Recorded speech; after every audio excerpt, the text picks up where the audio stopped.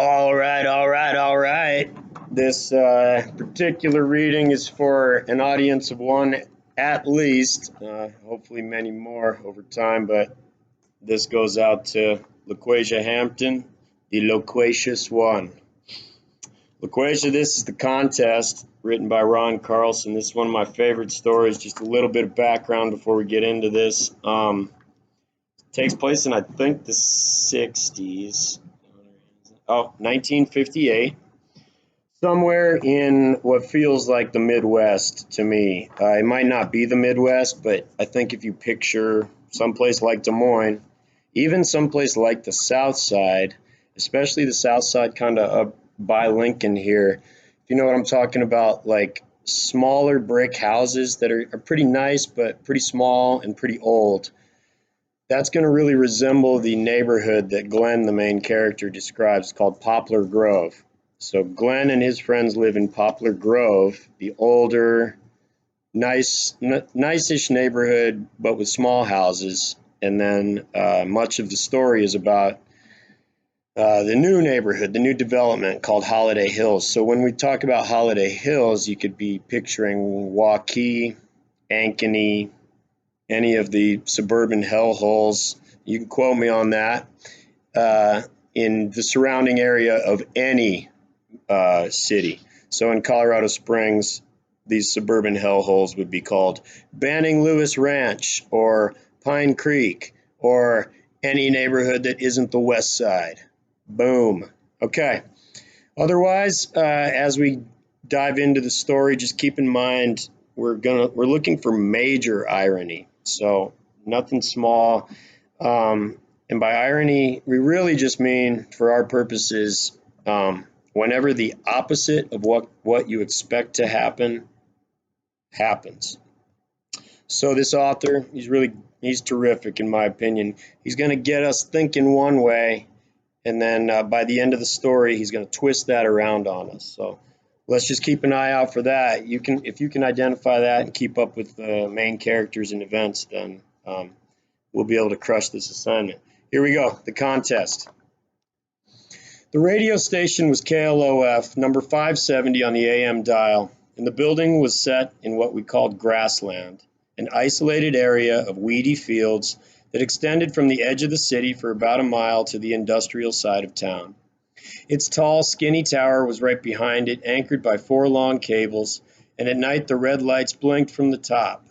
We thought it was sort of magical, that there was an actual place where Wild Johnny Hatteras would play records all day and Bobby Barbary all night.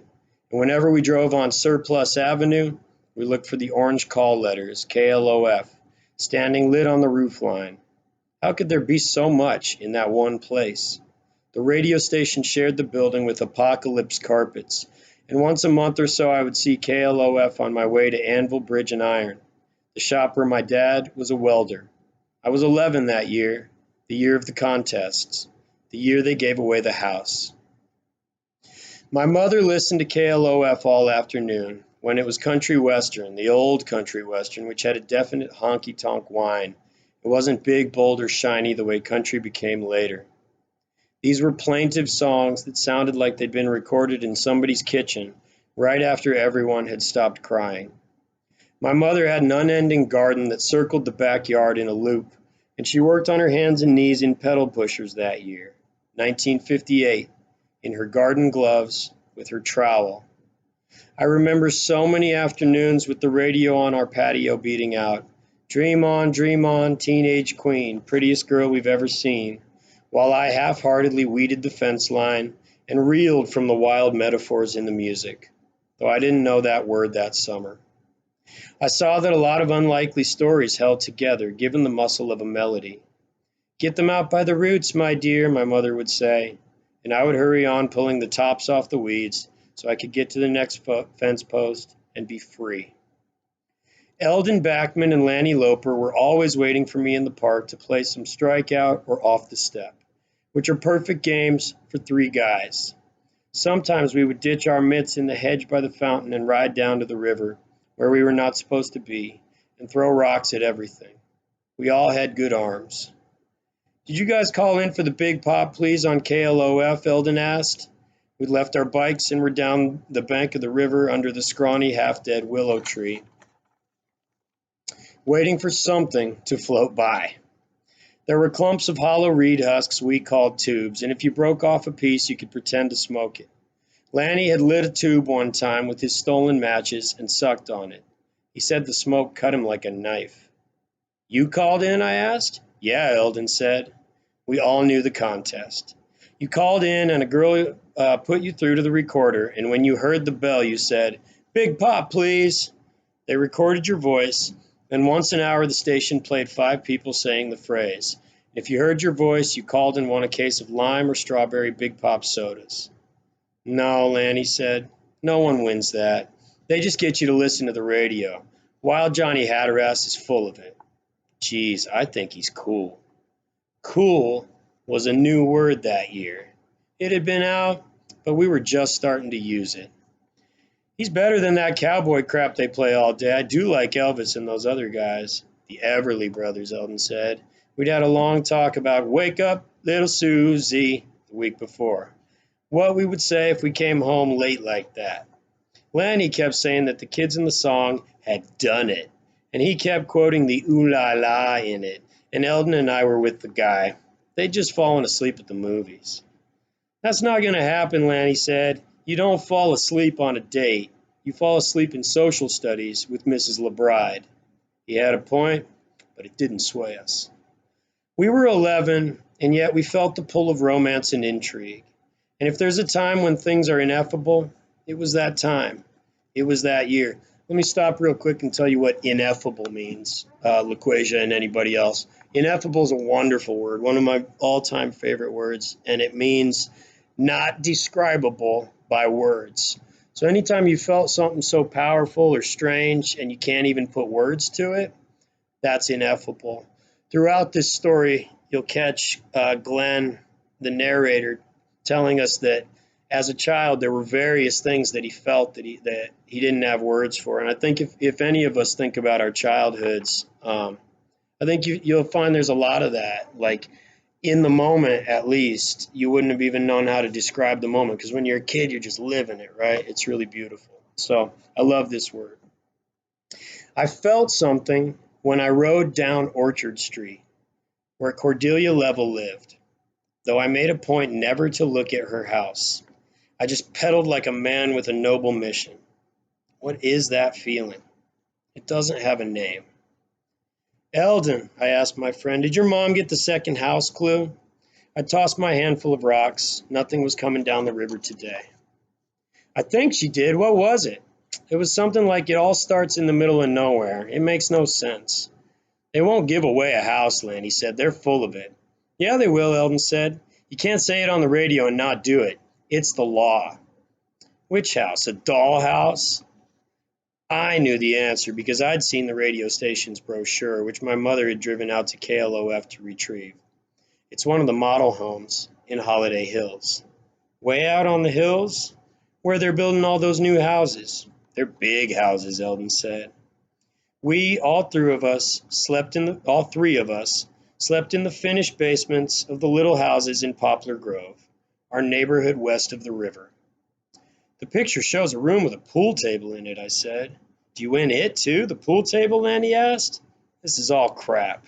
Oh, Eldon said, and pointed upriver to where the 2 orange canoes from the girls' summer recreation camp were steering toward us, 4 girls in each. Soak 'em, Lanny said. Don't, I said. It's Mrs. Kepner and them, Lanny said. Soak 'em. She's not going to stop and chase us. This is going to be great. I can hear you, boys, said Mrs. Kepner said. Riding first in the second canoe was Cordelia Level. As soon as I saw her orange canoe, the entire river changed for me the way her street changed. The word for that change is still waiting to be invented. The miserable willow tree now seemed a magnificent giant trailing its limbs in the water. And the canoe trip itself, which would have gone from the school boathouse to the junior high, about 4 blocks, seemed an adventure. We're going to soak you, Lanny said. No, we're not, I said. I know your parents, Mrs. Kepner said. You don't know mine, Lanny said. I know your mother, Lanny. Eldon and I took our yellow reeds and sat in the long June grass, big shots smoking. Two girls in each canoe were paddling carefully, none of them paying us any attention. I watched Cordelia Level paddle as they all turned and headed for the 7th South Bridge.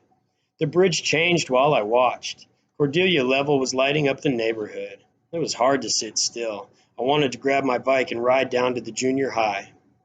Your mom's going to win that house, Eldon told me. My mom said so. Your mom wins things. She's a brain. My mother did win things.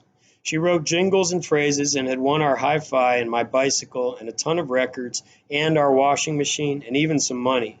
When she wasn't gardening, she had a pencil in her hand. Lanny waited a minute. Then, with the canoes out of range, he threw a rock. It splashed way behind the girls and no one turned around. Man, he said, we've been robbed. When is that going to happen again? I don't know, I told Eldon. I don't think so. The clues are hard. They're all tricks, backwards, clues in clues. I don't even get what they're asking. She'll get it, he said, pointing at me with his mock cigarette. They all add up to make a map to where you find the key, and she's going to do it. The key to what? Lanny asked, coming over. He'd thrown the rest of his rocks in a spray out into the river and was brushing his hands off. The house. Where's the key? It's buried. Just buried? Around? It's buried somewhere within the city limits, and the clues, they give 2 every day, one from Wild Johnny Adderas and one from Bobby Barbary, make a map. Like directions. They said it could be in the middle of nowhere. Lanny was thinking it over. Middle of nowhere? That's like right here. You mean the key to the big house could be buried right now at the park under second base? Eldon stood up. Let's go see. My dad came home every day from work in khakis, shirt and pants, dirty from a day making pressure vessels for trucks and rail cars. I had no idea what those were, but when I went to his shop some Saturdays, I saw steel tanks as big as the dugouts in the ballpark. There was always a bar of lava soap on the bathroom sink at home, and my father would roll his sleeves and lather up his arms and wrists and hands before dinner, washing his face and combing his hair back. These were the days when after dinner the two of them, my mother and father, would spread the table with sheets of my mother's notebook paper written over with notes and clues. I listened to them whispering, my mother pointing with her pencil, writing things, sometimes saying, "Oh, it's this. It doesn't mean baking flour, it's garden flour." And then so many phrases that just seemed like puzzles. 9 times 3 is 27. That's part of it. And the last word of the phrase is time or time. I'll put it there. All the while, the radio was on with Big Bobby Barbary playing Get a Job or Poor Little Fool by Ricky Nelson, or a song I was nuts for, Lollipop. I was listening for the Big Pop Please session, and one night when it came on, my mother called out, "Dial the number, Glenn." And I quickly dialed the radio station's phone number, which was pinned to the letter holder above the telephone table in the hall. I'd done it 6 nights in a row, and this time when I told the girl my name, she said I had won. "You won," she said. "We'll be sending a case of Big Pop to your house. What's your address, Mr. Lanahan?" As she said the words, I felt chills go up my legs because I knew my mother was going to solve the puzzle of the buried key and win the new house, and we would move to Holiday Hills, where there was no river or railroad tracks, no Orchard Street or Riverside Junior High, where we would all be in the 7th grade come fall. No park, no hedge by the fountain, where I suddenly realized I'd left my mitt that day, and I told the girl on the telephone our address very slowly, as if to forestall all the events to come. What's up, guys? I'm reading this story for my class. You guys are now part of the recording. The shine was on my face when I went in the kitchen and saw my parents over their paperwork. My mother had a large hand-drawn map, and I could see streets on there. Eldon and I had traced maps from the Encyclopedia Britannica all through 4th grade, especially Africa. We wanted to go someplace wild. My father put his hand on my shoulder. He was a handsome man, and he had the top of his khaki shirt unbuttoned, so I could see his white undershirt. He was grinning and pleased with my mother's calculations. "You won the pop, Glenn," he said, mussing my hair. "Yeah," I said, and it was unusual. We didn't have that much pop in our house. I mean, we never had it. At Christmas, there would be some King's Court mixer, which I loved, and my parents bought me pops when we were out, like for a drive at the fair, but it was never something we had as groceries. A case of pop was astonishing, and I had won it. The radio was now playing 26 Miles, a song so pretty it gave me a feeling, even standing in the lighted kitchen with my parents, and it is that feeling for which there's still not a word. Eldon came by the next morning and we rode bikes over to Lanny's and then back to Eldon's, where the Apocalypse carpet truck was backed into Mr. Nettles' driveway. Two guys were pulling Mr. Nettles' weird carpets out onto the front lawn in sheets. They had flowers on them and great trails where all the nettles had worn them out. We'd watched a lot of workmen in our day, and any time something was loaded or delivered or taken away, we saw it. We'd captured a lot of good stuff from such operations, including the dials from Mrs. Heltron's washer, the rabbit ears from Mr. Akers' old Admiral television, and some white construction stakes left over from Ozzie Dale's driveway pour. We'd come down to nab a square of Mr. Nettles' carpet, but we could see right away that we would never use it in a clubhouse. That's some nasty floor covering, Lanny said.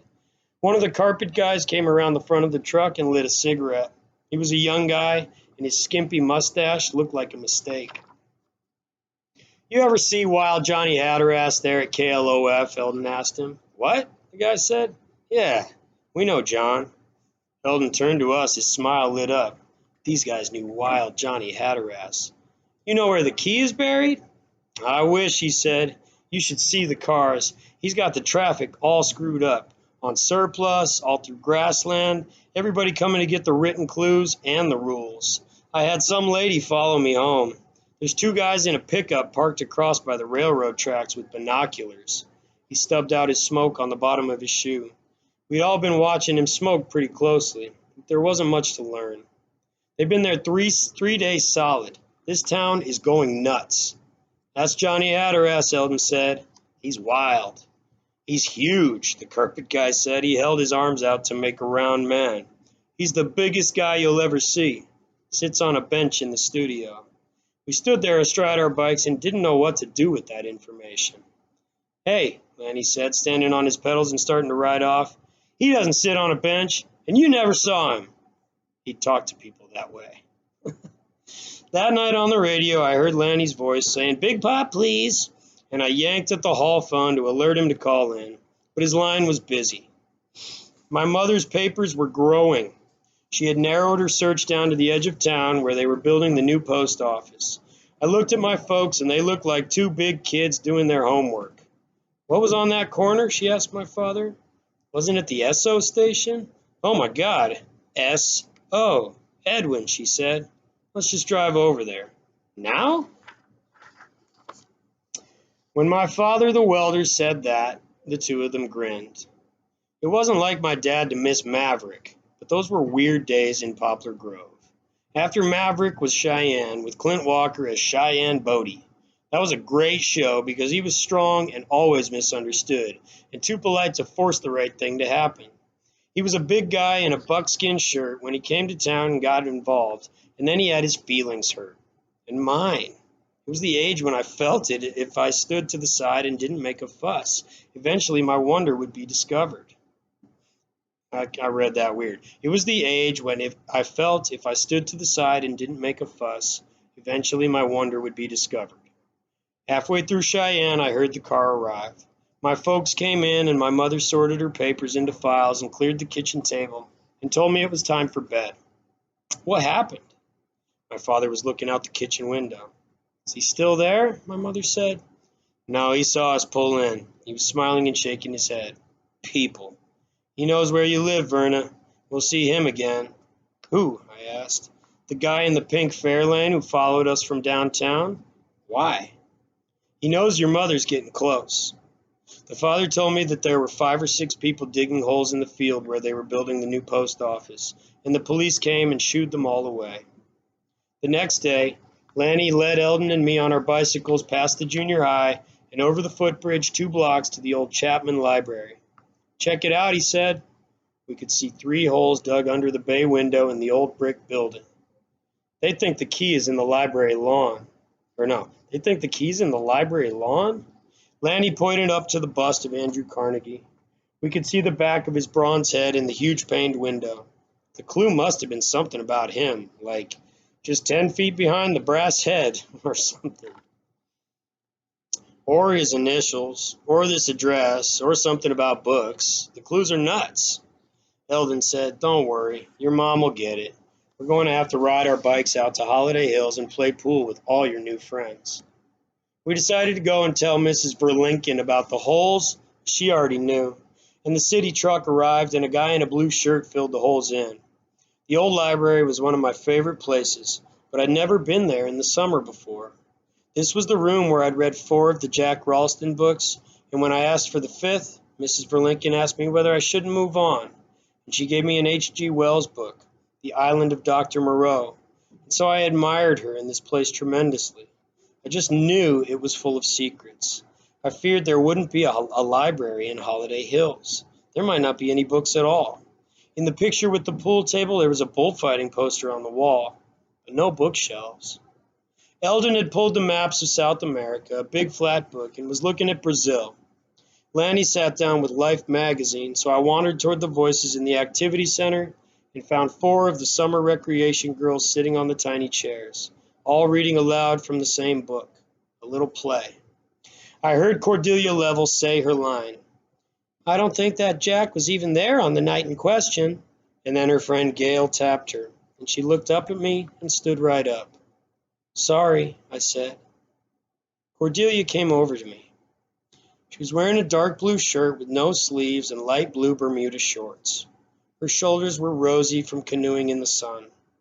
I felt like she took my arm, but maybe she just led me back into the stacks of books. When we were between biographies and sports, she stopped and made a serious face. "You shouldn't smoke, Glenn." "Okay," I said automatically. "Don't say okay to me. Say you'll stop smoking." "I don't smoke," I told her. We were whispering. "Say it." "I'll stop smoking." "Good. Thank you." That wasn't what she wanted to say. There was something else. I'd already loved this room, and now it was double.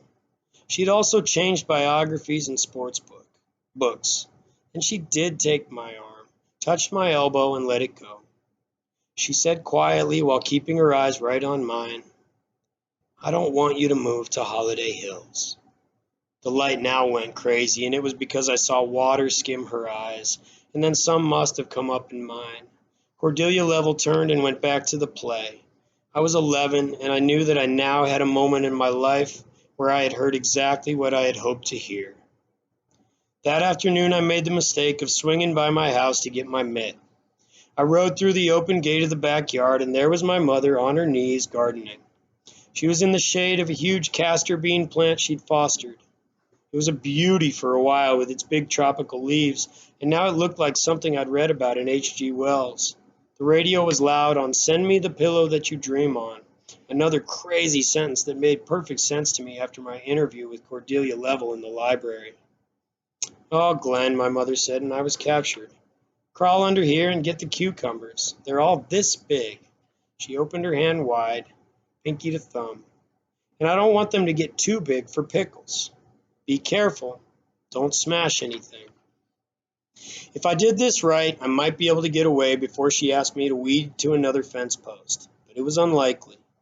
I lay down and crawled in like Audie Murphy did in Hell and Back, using my elbows until my nose was in the dusty vines. I started picking cucumbers and avoiding enemy gunfire. Even from there, I could hear Wild Johnny Hatteras reeling his jokey patter, and then I heard the mystery music, which meant it was 2 o'clock and there'd be another house clue. The clue was a man's voice saying something like, "I'm not lonely, but I'm in the middle of nowhere and at the end of my wits. I never told a lie, lady, just the opposite." And then Wild Johnny came back on and yelled. He always yelled into the reverberation chamber.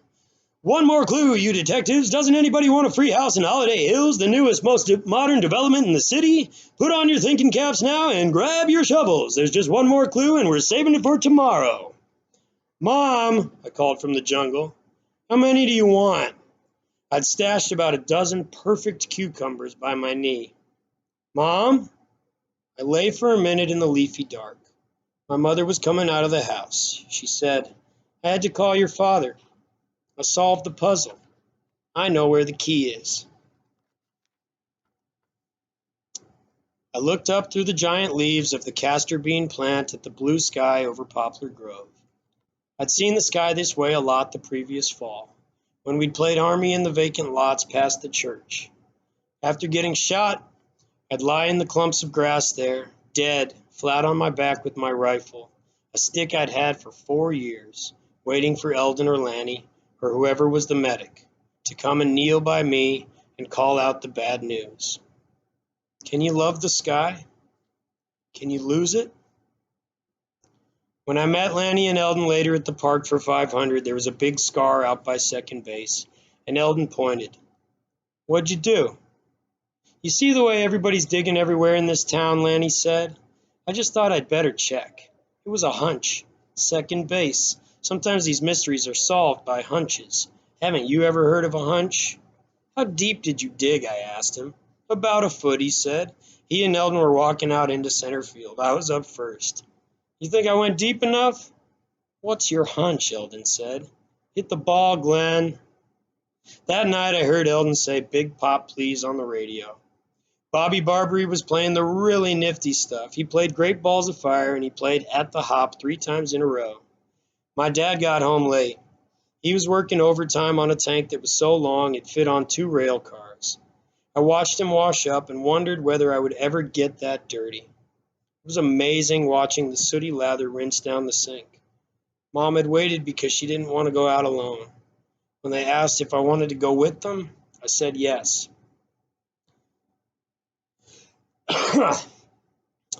There might have been a car behind us. It was hard to tell. We crossed the magical bridge at 7th South and drove over the railroad yards and into the city. On the far side, near the hills, a new installation of municipal buildings was going up. They were building a new courthouse and a civic administration building and a post office. Most of this huge area was raw ground. They had 1 crane installed. It was a dark summer night a long time ago. Cars were parked thickly along State Street, and the fields that in a year would be government offices were full of dozens of men and women bent over shovels, dark silhouettes, silently digging. It was a scene for which there wasn't a word until the great zombie films were made in the 70s. Across the street, under the towering elms that surrounded the antique city and county buildings, my father said, "There he is," and I saw the statue. It was a new one, and I'd never known who it was. He was set way back in the grove of trees next to the old stone building. "Who?" I said. "President Truman," my father said. He reached over the seat back, and I remember his khaki shirt with the sleeves rolled up. He put his hand on my shoulder for a moment and smiled, then turned to my mother. "What do you want to do, Verna?" My parents were strange and interesting people. I miss them every day. My mother was a character all her life. Their presence in my current life is best described by a word I'm still working on. The moment we had in the car that night, driving around the big beautiful park of the city and county buildings across from the lone figures digging in the clay, was a moment for which there is no word, nor will there ever be. I remember my parents in the front seat of that 1956 Chevrolet Bel Air, a car I own now, smiling and making the little noises that are the edges of laughter. On the way home, my mother explained the puzzle to me, that H is in the middle of nowhere and S is at the end of my wits, and the opposite of lie, lady, was, of course, truth, man, or Truman. And then I knew that his statue, alone in the park, was pointing at the key. She held up her finger to make the prediction that the last clue would be about Harry, the president's first name, because it's an easy pun, and she was right. The next day, as I weeded the fence line in a garden that would be in bloom all that summer, and on the day I graduated from high school and left home, the radio clue was read as, "I'm totally not his suit, and why is everybody mad about me?" She explained that to me also, and we heard later that same night that a man from the east side of town, a high school history teacher, had found the key and was moving in a month to Holiday Hills. My case of Big Pop arrived the following week, as did Lanny's and Eldon's. For a while, there was a lot of pop. I gave one to Cordelia Level, and we drank pop in the park the week before Riverside Junior High brought us in and made us reach for the next thing. The end. Ooh, I love the contest. So remember, we'll talk about all this hopefully. All you got to be asking yourself is whether the ending surprised you. Then you got to be able to say why it surprised you. And then the next step from there, we'll ask ourselves, why would the author, Ron Carlson, have written the story in such a way as to surprise us?